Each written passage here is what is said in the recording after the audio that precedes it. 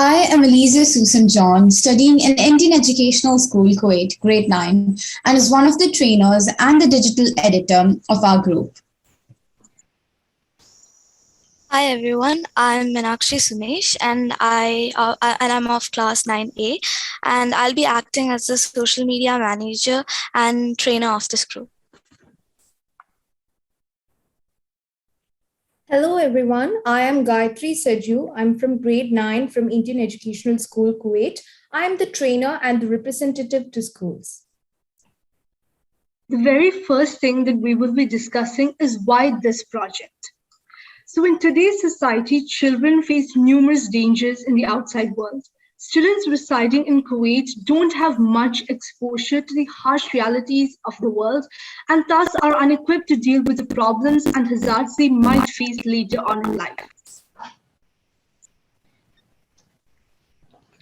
In 2021, in accordance with the Crime Rate Index, Kuwait ranked 100 with a crime rate index of 33.34, while India ranked 71 with a rate index of 44.43. When we consider the much larger population of India, along with the number of unreported crimes, it can be concluded that India presents a much dangerous environment for children and adults alike.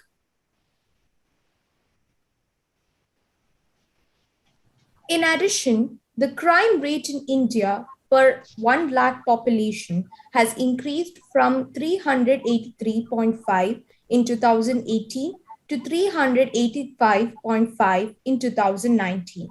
More than a fifth of all registered crime were classified as offenses affecting human body, which included violent acts such as murder, kidnapping, assault, and death by negligence. Crime rate against children in India also increased from 6.0 per 1 lakh child population in 2009 to 28.9 in 2017. A United Nations statistical report compiled from government sources showed that more than 250,000 cases of rape or attempted rape were recorded by police annually. In comparison, Kuwait was ranked 18th amongst the world's safest countries by the Global Finance magazine, and the crime rates continue to decrease. Students rarely go anywhere alone and live with a false sense of security. However, when they return to their home countries or travel abroad for studies, they will face a completely different situation where they will require basic defense skills for survival. Hence, we propose holding self-defense workshops for students aged 10 to 17 studying in Indian schools in Kuwait. So the next thing that we will be exploring is who exactly will benefit from this project.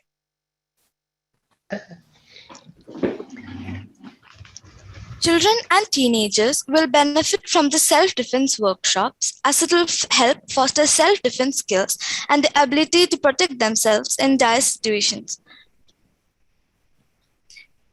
In addition, it will help build their self-confidence and mental and physical strength. It will provide them with a set of skills to defend themselves and handle dangerous situations, which will provide comfort to parents. Moreover, it will help cultivate independence and resilience among students. Next, we will be discussing the implementation and timeline of the project. In order to implement this project, we will first contact a professional trainer who will oversee the training workshops alongside the team members. All the team members will require training from the professional so that we will gain the skills required to aid in the instruction of students. The advertising of these self-defense workshops will be done through different social media and online platforms like Instagram, Facebook, Twitter, and WhatsApp. The members will meet with the management of different schools to get permission to host these workshops in the school premises, auditoriums, or grounds, and spread the news among the parent and student communities through circulars and announcements to encourage participation. All of this will be done by the first week. The self-defense workshops will begin in the second week and continue for the third and fourth week. The members will go to different schools which have provided their consent and hold training for students. During these sessions, the importance of self-defense will be highlighted, and both girls and boys will be taught how to identify different types of abuses and different ways to handle such situations. They will be taught basic self-defense skills along with tips to react in any dangerous confrontations. Now we'll be moving on to the budget. The budget. The budget of conducting this workshop is from 2,000 to 3,300 USD in order to hire the professional trainer. In case of the funding, if the cost is minimal, it can be handled by the team members. An alternate option is to seek the sponsorship of different companies through the advertisement of their products or services during the workshops. Now we'll be moving on to the limitations. In case the rate of COVID-19 cases increases rapidly during the time of implementation and the government bans all public gatherings, then the workshops can be shifted to an online platform and will be conducted through Zoom. Since final examinations will be conducted for different classes from the first week of February to the last week of March, we might face difficulties in the implementation of the project if it is to be carried out during the above-mentioned time period. So now the last question. Why exactly self-defense workshops?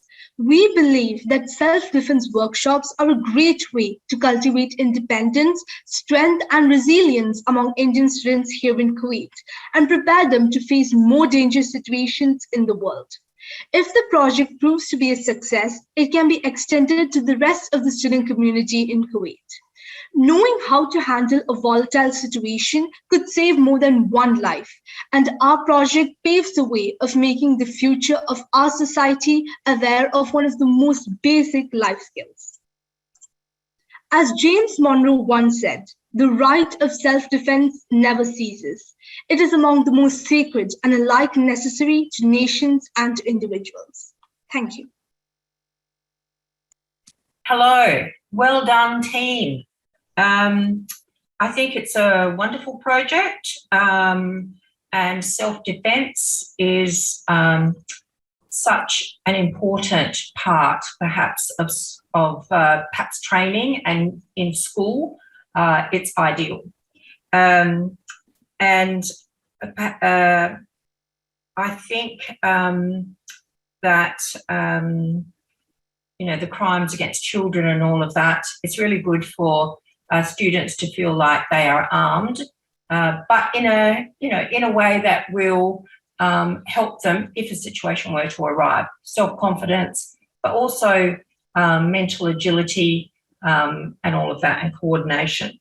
My one perhaps thing that you could improve on, I think, is looking at sponsorship from different companies. You didn't really say which companies, but perhaps that's something that you could work on. And also the idea of COVID, it's something that we've all had to work with, and you've mentioned that. Perhaps working in pairs is something that is a little bit more ideal when you're doing this physical contact, but I think you're onto a real winner here, and I think you've done a great job in presenting it to us. Thank you, ma'am. Girls, I think you did a great job of your presentation. I lived in Qatar for 10 years and my children grew up there. And so what you said about living in these countries that are really safe, and then when we move on to other countries or home countries, lots of those children actually don't have some of the skills that you mentioned during your presentation. So I think you've got some really great validity there. I would add a couple of points. One, in terms of the benefits that you outlined for the students, I think you've sold yourselves a little bit short. I think what you're doing, you're providing benefits for a greater community. You know, parents who actually have children who understand the art of self-defense coming from a position of empathy and discipline. that's an enormous gift. And I think communities also have a lot to benefit from what you're proposing. I would suggest that maybe you can also, with regards to sponsorship, you might find people who are actually willing to do some of the training as a community service. So you might find that you'll get people who are willing to volunteer. You might get teachers at your school who are willing to volunteer. You know, I would just explore that, because quite often we can be limited by the finances. But when we think resourcefully, we can still create opportunities to grow our concepts. And yeah, I think you did a great job, girls. Well done. Thank you, ma'am. Thank you, Mom. Thank you.